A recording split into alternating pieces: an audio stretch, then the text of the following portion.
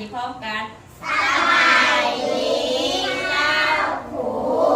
มื้อนี้เจ้าผูจะพาพวกล้านลิ้นเกมการศึกษาพวกล้านแต่ละมือพวกล้านเคยเล่นบ่เคยมื้อนี้เจ้าผูจะพาพวกล้านลิ้นเกม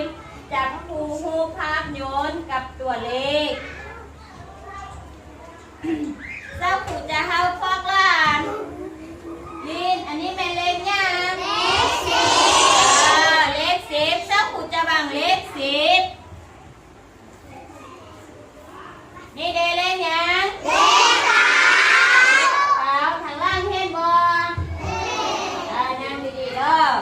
หันพูดเอาบ่นั่งดีๆเบิ่งบ่คำหูแล้วนี่เดเลขยังเลข8แม่นบ่นี่เดเลขยังเลข7ดิวิจิตนั่งดีๆเลข7นี่เดเลขยังเลข6เลข6มีศูนย์เลขยังเลข5ถูกบ่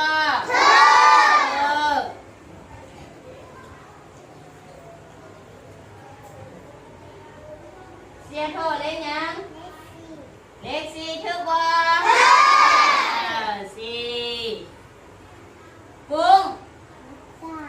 ถูกบ่เลข3ถูกนี่เดเลขยังเลข2เลข2นี่เดเลข1เขาจะเอาโยนมาเทนจากหลาม1หลามแม่นบ่เอาวันนี้ลั่นได้จะสมัครอ้องหมาลิ้นเท่ามูยืนเอาหนังน้ำสาออกมา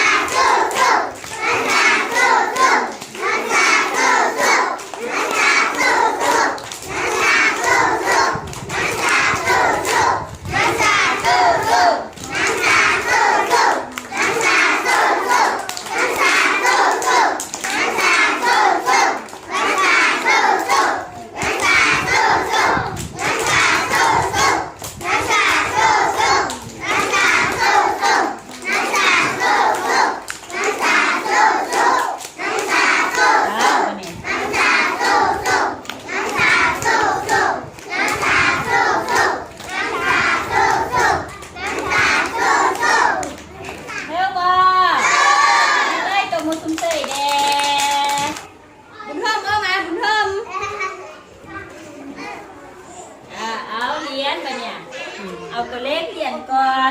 เรียนให้ถึกเด้อเรียนไปตามลำดับ1 2 3 4 5 6 7 8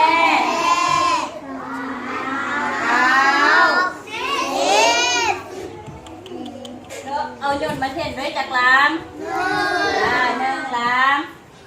เห็นเขามันเทิกเด้อเสียบุญท่มเด้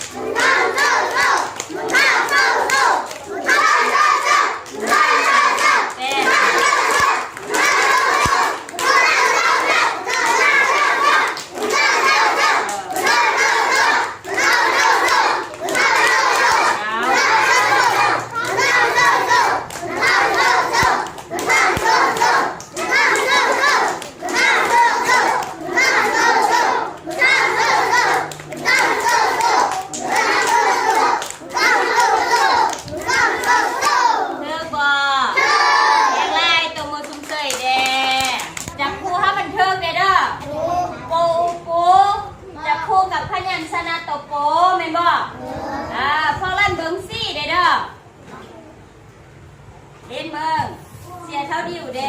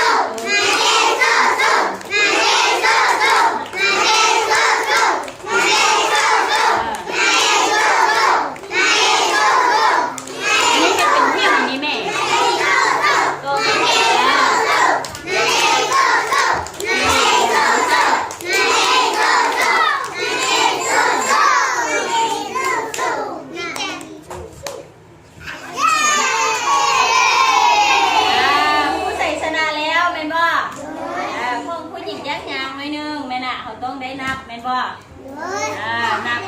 ลำหย่อนหน้าลำนี่นั่งดีๆเม็ด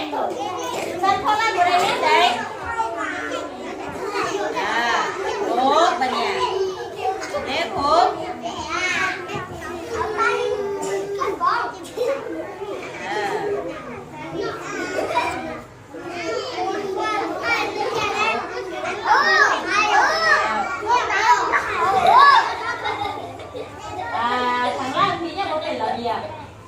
ทางหน้าพวกเราหัวมีอย่างกูโหเอ็ดแมนเสือ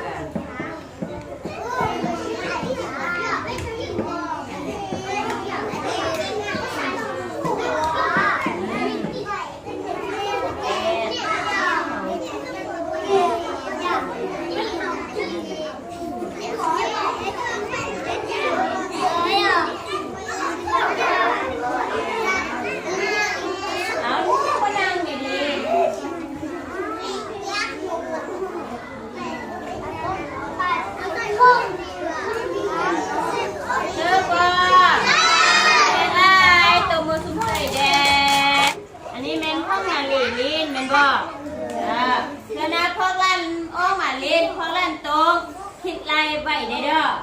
นั่นแหละตัวยังว่าย่นนี้อันนี้เป็นลำหนึ่งสองลำตัวด้านน้อยก็เป็นเขาต้องเอามาใส่ตัวเล็กน้อยตัวด้านแรกเขาต้องเอาไปใส่ตัวเล็กลายนั่นแหละแล้วเวลาเรียนพวกลั่นตรงเบิ่งตัวหนังสือทางไทย